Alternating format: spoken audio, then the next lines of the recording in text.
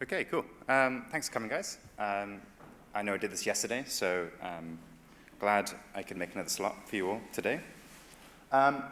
Just going to briefly cover how to make the most out of this weekend. Hopefully some of you are maybe one evening in, but there's still plenty of time left. Before I start, could you raise your hands if this is your first EA conference? All of you. All but one. Wonderful. Welcome to EAGxCambridge and EA conferences more broadly. I'm Ollie. I'm the Community Events Manager at the Center for Effective Altruism, and my job is helping run these events. Run a fair few now, and so these are some of my takes on how you can get the most value out of the event. It's worth noting that these are my best guesses, but it's possible that I will miss some things that you are curious about or have questions about. So there'll be time at the end for you guys to ask me anything you want to ask. So the EA community is very large. It's full of people and ideas, and it's somewhat hard to navigate all these people and ideas. Hopefully you've seen in the schedule a wide range of talks, lots of people here. And I think the way to make the most out of a conference is just knowing how to navigate all this stuff. I think a metaphor is useful here. I've chosen a spaceship. So here's you on the right. And hopefully, you're aiming towards some impactful career or goal, doing something in the world that makes it a lot better. But to get there, you need to know where to go. And in this metaphor, you have to navigate all the people and ideas that might help you get there. In this metaphor, they are the stars and planets in a slightly more densely populated universe than our own. And you need to find which people and ideas you want to stop by to get to your impactful place. I think events are something like traveling through this space at high speed, or a warp speed perhaps, or hyperdrive, depending. I think if you're interested in Star Trek or Star Wars, they have different words for this. But going through space very quickly is the only thing you need to understand. So events allow you to encounter lots of things very quickly. So perhaps in your daily lives, you might meet a few people interested in effective altruism, maybe at your group, maybe online, but a few a month perhaps, and you learn from them, and maybe they can advise you a bit. At these events, you can meet maybe 10, 20 people who you talk to understand better how you could do more good. So that's like radically accelerating the number of people you talk to understand your path to impact. And in fact, attendees at these events report making something like 7 to 10 new connections. Those are people, a connection we define as meeting someone who you then feel comfortable reaching out to for a favor. So someone in your network. So on average, people grow their network by 7 to 10 people at these events, just by going around the space, talking to people, which we'll get to later. So this is how you can increase your network quite rapidly. The same is true for ideas.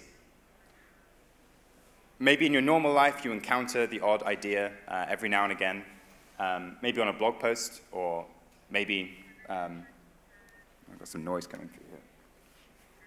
Oh, I see what it is. It's my microphone. You encounter the odd idea online every now and again. And at events, you can now encounter several ideas all at once by going to several talks. So you can also radically fly through the space of ideas and work out which of those ideas will help you have impact in the world. So you're flying through the space of ideas and people. So keep this metaphor in mind as you go through some more advice in this talk. Here is my advice. Number 1, know your goals. Number 2, use swap card. Number 3, book one-on-ones. Number 4, prepare for those one-on-ones. In those one-on-ones, take notes, take action, explore and be curious, and also take breaks. Going into these now. Knowing your goals. I think a good way to elicit goals for this weekend is to imagine yourself having flown through this space and time. You're going home on Sunday or Monday, and imagine that it went extremely well. You got what you wanted. What would have happened to make you feel that way? What maybe single thing or set of things could have happened this weekend to make you feel like it went really well. To help you do this, I'm going to suggest we spend 2 minutes talking to the person near us or next to us. I'd like you to, in the first 30 seconds, just think of what that is for you. And then after that, tell the people or person nearby what that is and see if you can be inspired by theirs or even maybe help them. So 2 minutes. Firstly, think of your goals and then tell your neighbor. OK, off we go. But let's move on for now. Actually, firstly, it's important to, later on, maybe at the end of the event, check in on whether you achieved your goals. So there is a session on Sunday at 4:30 p.m. On takeaways from this event. So if you want to reflect at the end and see if you achieved your goals, I recommend going to that. OK, next up is using SwapCard. SwapCard is our event app. It contains the agenda, all the attendees, and it helps you connect with all those attendees and book spaces in the agenda. Hopefully, you've all made a start. In fact, raise your hand if you have set up your SwapCard profile already. Fantastic. Everyone has. But just in case, a reminder that it really helps to have a picture to update your availability. You can go to your My Meetings, change your availability, so you can book meetings according to you. And make sure that your information is up to date too. You can say what's some information about yourself, how you can help other people, and also how others can help you.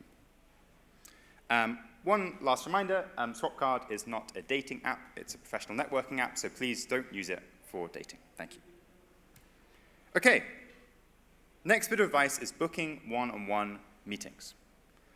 We're told by attendees at these events that one-on-one meetings is where they get the most value out of these things. Why might this be?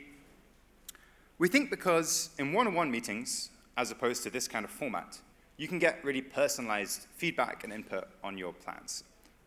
You can tell someone exactly what you're thinking or what your goals are, and they can help you understand better how you might achieve that or give you feedback. So these kind of conversations are just a bit more rich, a bit more fleshed out. You can get a bit deeper with a one-on-one than you can listening to a talk. Not to say I'm not happy you're here. And they also help build you, they help you build social connection as well. So a one-on-one meeting means you might add that person to your network in a way that sitting next to someone wouldn't. So we find that one-on-ones do help people explore the space of ideas much quicker.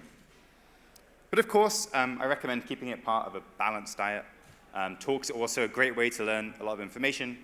And you can also hang out in the living room and have more spontaneous group conversations. Those are also really valuable. So while we find one-on-ones to be valuable for our attendees, do find out for yourself what you find useful.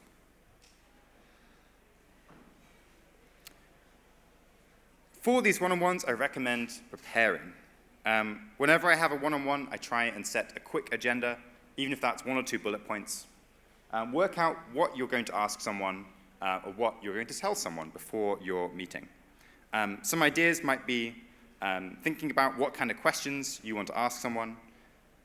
So I recommend when reaching out to people or opening a meeting to be quite specific with what you're asking for. So if they're maybe an expert, you're interested in their work, make clear what part of their work you want to know about. And you can make your goals explicit, like, I'm looking for a career in this space, or I'm thinking of applying to this thing. Can you tell me more about that? When you do this, it's much easier for someone else, your conversation partner, to help you. If you say, hey, I'd love to meet, can we meet? They'll say, well, they might say, I can do, but what can I do for? How can I help you? So think about what exactly you want from your meetings. But also think about how you can help others as well. Often, people are here not just to talk to people in their field. They want to meet people who may be newer to the space. So you can also add value by telling people about your experiences at this conference or from what you've already done. For example, people on my team often at this event talk to people who are new to EA or new to conferences, so we can understand how they can be more impactful. So just because you're new, it doesn't mean that you can't add value in conversations as well. I recommend thinking about how you can help others as well. One last tip here.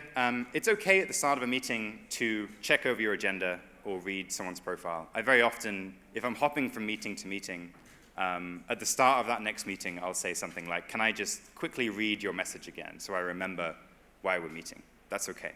You can steady yourself. In the meetings, I recommend taking notes and taking actions. Notes, hopefully more obvious. People say stuff, it's worth remembering that stuff. But also actions, I think, are a bit underrated in these meetings. Often, you might have a conversation partner who suggests meeting someone else or finding some link. People will forget to send you stuff after the meeting. So encourage them to do it in the meeting too, and do it with others in the meeting as well. One thing I often do, if I say, oh, you should talk to X, in that meeting, I might just pause and say, let me just find you their information right now and send it to you, and send it on the swap card messaging app. Another thing you can do, if you talk about something you do in the future, you can schedule emails and messages. I do this a lot as well. So maybe if you're encouraging someone to apply for something, or someone's encouraging you, you could set an email to send in a few weeks, perhaps, that says, remember to apply to that thing we talked about.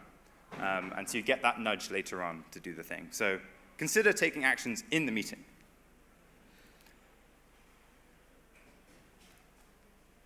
Next up, I recommend exploring. There are a wide range of ideas here, a wide range of people.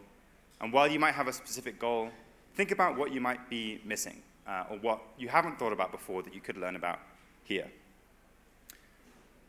I recommend trying and testing out not just what you already know and fleshing that out, but testing out where you might be wrong, or where you might be missing a piece of the puzzle. See if you can find some new talk that will challenge your preconceptions, or talk to someone who might have a totally different view than you do about how to have impact in the world, and see what you can learn from them. I think it's quite common for people to think about the opportunities and ideas that are right in front of them, and miss out on some really useful and important idea that's maybe just not in their field of vision. So consider exploring widely. Last but not least, I recommend taking breaks and just keeping an eye on your stamina. These events are intense.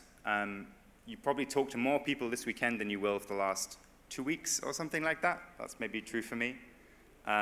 Make sure you're tracking your energy levels. There is a nap room with it's like beds in some gorgeous room with a bunch of paintings and vases. It's a nice environment. And also, there's a lovely town just outside. If you've not visited Cambridge before, I recommend wandering around. It's quite easy for newcomers, I think, to get lost in all the people and ideas and run out of energy at the end. And we recommend taking breaks to avoid that kind of crash. Okay, those are my tips. One last thought I want to leave you with before we take questions is that I want to emphasize it's okay to feel a bit like this guy, a bit confused or overwhelmed. It's okay to feel overwhelmed. The community is very big, as I mentioned. There are lots of people and ideas to navigate, as I've mentioned. And this can be a lot, especially if you're not taking breaks. I think it's quite common for people coming across effective altruism or attending these events to want to come away with some clear vision, some clear goal that they can action on. I think an appropriate reaction to learning about all this stuff is to feel a bit overwhelmed, to feel a bit confused.